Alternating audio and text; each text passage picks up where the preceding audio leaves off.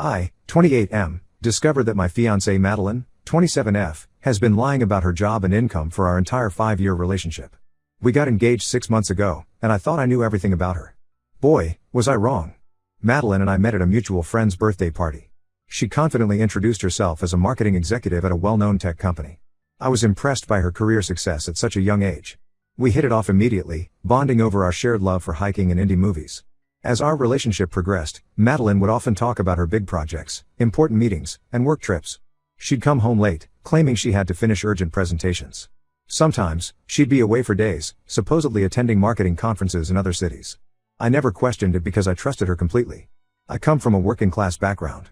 My parents run a small grocery store, and I worked hard to put myself through college.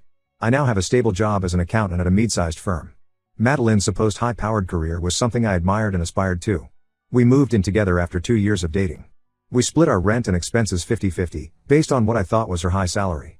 Madeline always insisted on this arrangement, saying she believed in financial equality in relationships. I thought it was admirable, not realizing I was actually covering most of our living costs. When I proposed 6 months ago, Madeline was overjoyed. We started planning an expensive wedding, thinking we could easily afford it with our combined incomes. Madeline even talked about buying a house in an upscale neighborhood after the wedding. Last week, everything changed. I was helping Madeline's sister Amy, 25F, move into her new apartment. Amy and I have always gotten along well. She's more reserved than Madeline but equally kind. While unpacking a box labeled old photos, I came across several pictures of Madeline working at a small local cafe called The Daily Grind. I asked Amy about it, assuming it was just a part-time job from years ago. Amy looked confused and said, "That's where Madeline still works. She's been a barista there for the last 6 years." I thought Amy was joking at first. I told her that Madeline worked in marketing at a tech company. Amy's eyes widened, and she said, "Oh no, I thought you knew.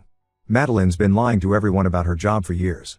She even made up fake business cards and a LinkedIn profile. Our parents don't know either." I felt like the ground had disappeared from under my feet. Amy looked horrified, realizing she had just exposed her sister's lie. She begged me not to tell Madeline that she had accidentally revealed the truth. In a daze, I finished helping Amy move and then drove home. My mind was racing, trying to make sense of this revelation. Had our entire relationship been built on a lie? When I got home, Madeline was in the kitchen making dinner. She greeted me with a smile, asking how the move went. I couldn't hold it in anymore. I confronted her about what Amy had told me. At first, Madeline tried to deny it. She claimed Amy must be confused or playing a prank. But when I mentioned the photos I had seen, Madeline's face crumpled. She sat down heavily at the kitchen table and started crying. Through her tears, Madeline admitted that she had been lying about her job and income this whole time.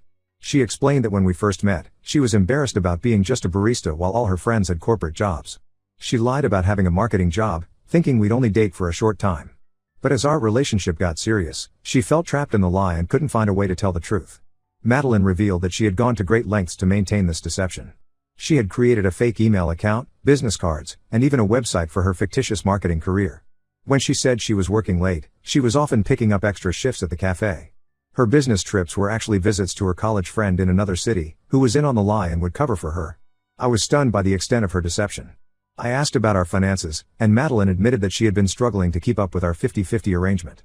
She had maxed out several credit cards trying to maintain the illusion of a high-paying job. The implications of her lie began to sink in. Our expensive wedding plans, the house we were going to buy, it was all based on a fantasy. I had been unknowingly supporting us financially for years, thinking we were equals. I told Madeline I needed some time to think and went to stay with my brother. It's been a week now, and I'm still trying to process everything. I don't know if I can trust Madeline again. Our entire relationship feels tainted by this lie. Madeline has been calling and texting nonstop, begging for forgiveness and a chance to explain further. She says she'll tell her parents and friends the truth if I give her another chance. She claims she started taking online marketing courses recently, hoping to turn her lie into reality. But I don't know if I can get past this level of deception. It's not just about the job, it's about the years of elaborate lies, the financial deceit, and the break in trust. I'm questioning everything about our relationship now. Part of me still loves Madeline. We've shared so many good times, and until this revelation, I thought we had a strong, honest relationship. I'm torn between my feelings for her and the sense of betrayal I feel. I'm also worried about the practical aspects. If I break off the engagement, what happens to our shared apartment and the deposits we've already paid for the wedding? How do I explain this to our friends and family?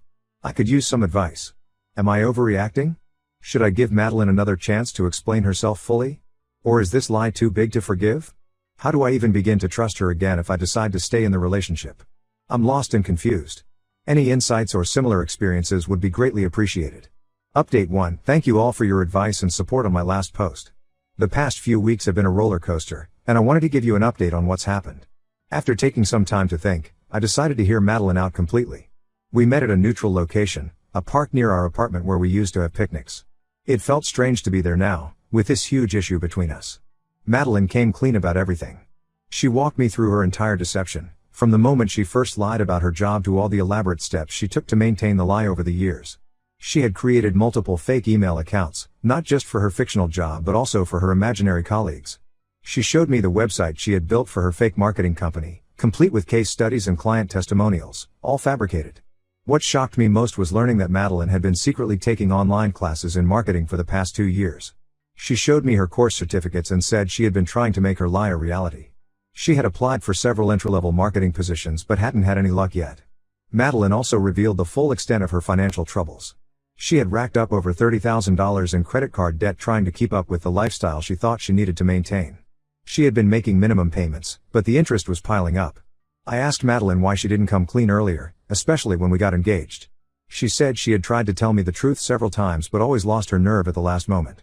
She was terrified of losing me and disappointed herself for not living up to the image she had created. While I appreciated her honesty, I was still hurt and confused. The scale of her deception was hard to comprehend. I told Madeline I needed more time to think about our relationship. She agreed and said she would respect my decision, whatever it might be. A few days after our talk, something unexpected happened. I got a call from Madeline's mother, Lisa. She was hysterical and asked if I knew where Madeline was. Apparently, Madeline had finally confessed everything to her parents and then disappeared. She left a note saying she was ashamed and needed some time alone. I was worried sick. Despite everything, I still cared about Madeline's well-being. I called all of Madeline's friends, but no one had heard from her. We filed a missing person report with the police. For 3 days, we had no idea where Madeline was or if she was safe. On the 4th day, we got a call from a hospital in a city about 200 miles away. Madeline had been admitted after fainting in a bus station. She was physically fine, just dehydrated and exhausted. The doctor said she had been having panic attacks. I drove to the hospital immediately. When I saw Madeline, she looked terrible, pale, with dark circles under her eyes. She broke down crying when she saw me. She said she couldn't face everyone after her lies were exposed, so she ran away. She had been sleeping in bus stations and cheap motels, too ashamed to come back. Seeing Madeline in that state made me realize that despite her lies, I still cared about her deeply. I told her that running away wasn't the solution and that we needed to face this together. She agreed to come back home and get help. We're now back in our city. Madeline has moved in with her parents temporarily while she gets therapy. She's also looking for a new job, determined to start fresh with honesty this time. As for our relationship, we're taking things day by day. I've decided to give Madeline another chance, but I've made it clear that it will take time to rebuild trust. We've postponed our wedding indefinitely and are essentially starting our relationship over from scratch. Madeline has been incredibly remorseful and is working hard to make amends. She's told all her friends and extended family the truth about her job and finances. It's been hard for her, but I'm proud of her for facing the consequences of her actions. We're also going to couples therapy to work on our communication and trust issues. It's been eye-opening to realize how much this lie affected every aspect of our relationship. We're learning to be more open and honest with each other, even about small things. Financially, we're working with a debt counselor to figure out how to tackle Madeline's credit card debt. I've agreed to help her, but only if she sticks to a strict budget and continues to be honest about her spending. I know some people might think I'm a fool for giving her another chance, but I believe people can change if they truly want to. Madeline's actions since coming clean have shown me that she's committed to being honest from now on. That said, I'm cautiously optimistic about our future, but I'm also prepared for the possibility that things might not work out. I've made it clear to Madeline that this is her last chance. Any more lies, no matter how small, and I'm done. Thank you all for your support and advice. It's been a difficult few weeks, but I feel like we're slowly moving in the right direction. I'll update again if there are any significant developments. Update 2. I want to thank everyone for their support and advice over the past few months. A lot has changed since my last update, and not all of it for the better. Madeline and I had been working on rebuilding our relationship. She was going to therapy regularly, had come clean to everyone about her lie, and was actively job hunting. Things seemed to be slowly improving between us. We were communicating better, and Madeline was being more open about her feelings and struggles. About a month ago, Madeline got a job as a social media coordinator for a small local business. It wasn't the high-powered marketing career she had fabricated, but it was a start in the right direction. The pay wasn't great, but it was honest work, and Madeline seemed excited about the opportunity to gain real experience in marketing. I was proud of her for securing a legitimate job in marketing.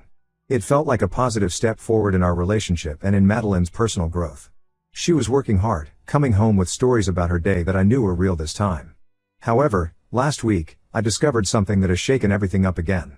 I was using Madeline's laptop to print some documents, with her permission, when I noticed an email notification pop up. The subject line caught my eye: monthly payment confirmation. I know I shouldn't have, but given our history, I clicked on it. What I found left me stunned. The email was a receipt for a $5,000 payment to a company called Career Creators. I did some digging and found out that this company specializes in creating fake work histories, complete with websites, phone numbers for references, and even fake pay stubs. I confronted Madeline about this immediately. At first, she tried to deny it, but when I showed her the email, she broke down. She admitted that she had been using this service for years to maintain her lie about her marketing career. The social media coordinator job she recently got? It was real, but she had used the fake work history from Career Creators to get it. Madeline explained that she had been using Career Creators since before we met. When she first signed up for their services, she was desperate and felt stuck in her barista job. She convinced herself it was just a temporary boost to get her foot in the door of the marketing world. Even after coming clean to me and everyone else, Madeline said she couldn't bring herself to delete her fake work history. She was afraid she'd never get a foot in the door in marketing without experience. She swore that now that she had a real marketing job, she was done with the fake history. I was devastated. Just when I thought we were moving past the lies, I discovered an even deeper level of deception. All the progress we had made in rebuilding trust over the past few months felt meaningless in light of this new revelation. Madeline begged me to understand, saying she was terrified of losing this opportunity in marketing. She promised to come clean to her new employers and delete all traces of her fake history. But for me, it was too late. The damage was done. I told Madeline that I couldn't continue our relationship. The lies were too much, too deep, and had gone on for too long. Even if she came clean now, the fact that she had continued to use the fake history after everything we'd been through was something I couldn't get past. Madeline was hysterical, promising to do anything to make it right. But I knew that I would never be able to fully trust her again. Every achievement, every story about work, every new connection she made, I would always wonder if it was based on lies. I moved out of our shared apartment the next day. Madeline's parents, who had been supportive of her after the initial revelation, were shocked and disappointed to learn about this new deception. They've told me they understand my decision to end the relationship. I'm now staying with a friend while I look for a new place. I've called off our engagement for good this time. It hurts, and part of me still loves Madeline, but I know I can never trust her again. The Madeline I fell in love with never really existed. This whole experience has been a harsh lesson in the importance of honesty in relationships.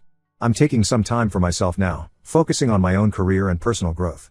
I'm also planning to get some therapy to work through the trust issues this situation has left me with. Thank you all for your support throughout this difficult time. I hope my story can serve as a cautionary tale about the dangers of living a lie, no matter how small it might seem at first. Update 3: It's been half a year since my last update, and I wanted to share how things have progressed. After ending things with Madeline, I threw myself into my work and personal development. I started seeing a therapist to work through my trust issues, which has been incredibly helpful. We've been exploring why I didn't notice the red flags in my relationship with Madeline and how I can build healthier relationships in the future. I've also picked up some new hobbies. I joined a local hiking group and have been exploring trails in our area every weekend. It's been a great way to clear my head and meet new people. I've also started taking cooking classes, something I always wanted to do but never made time for when I was with Madeline. I've reconnected with old friends I had somewhat neglected during my relationship with Madeline. It's been eye-opening to realize how much I had isolated myself in our relationship. My friends have been incredibly supportive, and it's been healing to rebuild these connections. As for Madeline, I've heard through mutual friends that she did end up confessing to her employers about her fake work history. She lost her job as a result but has since found work at a different cafe. From what I understand, she's still in therapy and working on being more honest in all aspects of her life. A couple of months ago, Madeline reached out to me via email. She apologized again for everything and said she understood why I couldn't continue our relationship. She thanked me for pushing her to be honest, saying it was painful but ultimately freeing to live authentically. She also mentioned she's focusing on building real skills in marketing through online courses and internships. While I appreciated her email, I made it clear that while I wish her well, I have no interest in rekindling our relationship or even maintaining a friendship. The trust between us is irreparably broken. Madeline respected my wishes and hasn't contacted me since. On a more positive note, I've recently started dating again. I'm taking things very slowly and being upfront about my past experience and the importance of honesty in relationships. It's been challenging to open up and trust someone new, but I'm working on it. I've been on a few dates with a woman I met through my hiking group. It's nothing serious yet, but it's nice to feel that spark of possibility again. Professionally, I've been doing well. I took on some new responsibilities at work and even got a small promotion. I'm also considering going back to school part-time for a master's degree in accounting. It feels good to be focusing on my own goals and growth without the shadow of deception hanging over me. This whole experience has taught me a lot about the importance of honesty, both with others and with oneself. I've become much more assertive in my personal and professional life, not afraid to ask questions or verify information when something doesn't add up. I'm also more aware of my own needs and boundaries in relationships. Looking back, I can see red flags that I ignored in my relationship with Madeline. Her reluctance to introduce me to her work colleagues, the vagueness about her daily work tasks, the convenient work trips that always seemed to coincide with times I wanted to visit her office, all these things should have raised questions. But I was too trusting, too willing to believe the best about someone I loved. It's been a difficult lesson, but I'm grateful for what I've learned about myself and what I need in a partner. I know now that I value honesty and transparency above all else in a relationship. I've also learned the importance of maintaining my own identity and friendships outside of a romantic partnership. Financially, I'm in a much better place now. Without the burden of unknowingly supporting two people, I've been able to increase my savings and even start investing a bit. I'm also more careful about financial decisions and always make sure I have a clear picture of any shared expenses in new relationships. As for our shared apartment and the wedding deposits we lost, it was a financial hit, but I've come to see it as the cost of learning a valuable life lesson. Some of our vendors were understanding and gave partial refunds when we explained the situation. The rest, well, I've made peace with it. Explaining the broken engagement to friends and family was hard at first, but most people were understanding and supportive. A few mutual friends chose sides, which was painful, but it helped me realize who my true friends were. To those who might be in a similar situation, wondering if they can trust their partner or if a lie is too big to forgive, I would say this: trust your instincts. If something feels off, it probably is. Don't be afraid to ask questions and seek the truth, even if it might be painful. And remember, you deserve honesty and respect in your relationships.